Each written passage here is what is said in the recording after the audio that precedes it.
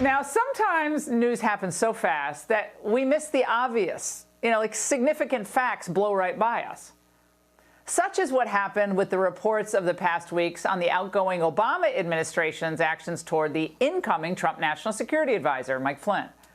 Now, we now know that 39 Obama aides submitted dozens of unmasking requests for calls that involve Flynn. The first was made by Samantha Power on November 30th, 2016, with the bulk being made between December 14th and 16th of that year. Yet what everyone missed was that there was no unmasking request made for the call that set the criminal case against Flynn in motion. His December 28th, 2016 call with Russian Ambassador Sergei Kislyak. The Ingram angle learned late last night from a high-ranking source with direct knowledge of that situation that it was the FBI, not the Office of National Intelligence, that was monitoring the call. The Washington Post confirmed this today. It was the FBI, not the NSA, that wiretapped Kislyak's calls and created the summary and transcript. When the FBI circulated the report, they included Flynn's name from the beginning because it was essential to understanding its significance. There were therefore no requests, we can conclude, for that unmasking of that information. Okay. Thus, it was Jim Comey's FBI that had the call transcript. Now, did certain figures within the FBI, in consultation with figures higher up in the administration, consider the transcript potentially, a second insurance policy against the new administration? Or maybe they thought it could be weaponized if Flynn was asked about it later, a few days later, and lied? Well, we're bound to find out more. Now, consternation was building in the Obama ranks in December 2016 and into the next month. Remember, we know this. They never thought Trump was going to win the White House, and they were about to turn the keys over to Trump, a man who, to their horror, vowed to undo almost everything Obama had done on foreign and domestic policy. Now, I've seen many in the never Trump world scoff at any suggestion that there was anything improper in these flurry of unmasking requests that were filed in those final weeks of the Obama era. Yet, I think it's wrong to focus on the unmasking itself, which is legal. For years, the deep state lackeys like Clapper and Brennan claimed Flynn's call was scooped up incidentally, as if it happened almost just by accident. What exactly is going on with this engagement with our primary adversary, the Russians? That's, I think, why the warning lights on everyone's dashboard was on. It wasn't a specific concern about Mike Flynn. It's not as though Obama officials were going out and saying, give me everything about Michael Flynn. Absolutely not. Now, interesting excuse, boys, but we know that you're full of it. Even before we heard it from that high-level source last night, recently declassified documents showed Obama aides made zero unmasking requests. They made the day of Flynn's call with Kislyak. So they didn't move to unmask that call. Now, on the contrary, Flynn, we see it wasn't just swept up, wasn't incidental. Flynn was targeted. And specifically, he was targeted by Jim Comey's FBI. Again, Flynn had every right to talk to the Russian ambassador. He had every right to discuss any aspect of policy, and any suggestion that the Logan Act was somehow a legitimate concern of the Obama people is just preposterous. Flynn wasn't freelancing for some private entity against American interests. He was representing the new administration, for goodness sakes.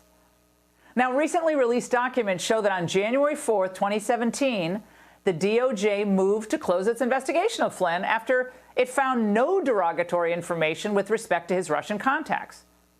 Yet Mr. Insurance Policy himself, FBI agent Peter Strzok, intervened to request that this investigation remain active, and he interjected that it was the 7th floor that was involved. Now, the 7th floor, that's a euphemism for senior leadership, a.k.a. Jim Comey. The newly declassified memo, written by Susan Rice to herself, Who does that? On Inauguration Day, 2017. Now, that purports to document a January 5th, 2017 White House briefing that took place for President Obama with Director Comey, the Deputy AG Sally Yates, Vice President Biden, and Susan Rice. Now, the memo itself is a classic Washington mop-up operation, hence Susan Swiffer Rice nickname. President Obama wanted every aspect of the investigation handled by intelligence agencies and law enforcement handled by the book. He stressed he wasn't asking for anything to be initiated from a law enforcement perspective, and then reiterated again that everything be done by the book. Then, again, in this memo, Comey was asked by the president if the NSC should withhold from Flynn sensitive information related to Russia. The FBI director replied, potentially, even though he had no indication thus far that Flynn had passed classified info to Kislyak. Although he did note that the level of communication was unusual. There's only one way he would know that, right? Spying. Now, in her memo, Rice wrote that Director Comey affirmed that he was proceeding by the book as it relates to law enforcement. Now, the phrase by the book was used 3 times in that memo. One memo used 3 times. Seems like Susan Rice was swiffering up yet another Obama mess. Now, the phrase, he that doth protest too much, comes to mind. Now, sure, they were all proceeding by the book. If proceeding by the book means potentially withholding sensitive information related to national security to the incoming national security advisor without any justification whatsoever. Now, the bottom line, Comey and Strzok didn't like and they didn't trust Flynn, who Obama had fired years earlier. And they felt the same about the man who was about to be sworn in as president. They reviled Trump. This entire episode should be both terrifying and enraging for all Americans who think the FBI should operate to keep us safe without political bias. Oh, and one more little thing here. Look closely at the declassified memo. The timestamp is 12:15:32. 15 minutes and 32 seconds after Susan Rice is no longer National Security Advisor, and 15 minutes and 32 seconds into the Trump presidency. This is all weird, right? It's all reminiscent of another rescue mission that she took it upon herself to complete after Benghazi. In 2012, Susan Rice was directed to go on national television and blame a video for the attack on our compound that resulted in the death of our ambassador and 3 others. She did her duty, repeating an implausible and what turned out to be false narrative. There was a violent protest outside of our embassy sparked by this hateful video. A spontaneous reaction to what had just transpired hours before in Cairo, which were prompted, of course, by the video. A spontaneous reaction to what had just transpired in Cairo as a consequence of the video. It was a terror attack that took place a couple of months before the presidential election in 2012. Not even a couple of months. But let's get back to the Flynn affair. Now, what happened between January 5th and Inauguration Day that spooked Susan Rice into typing that memo into government computers?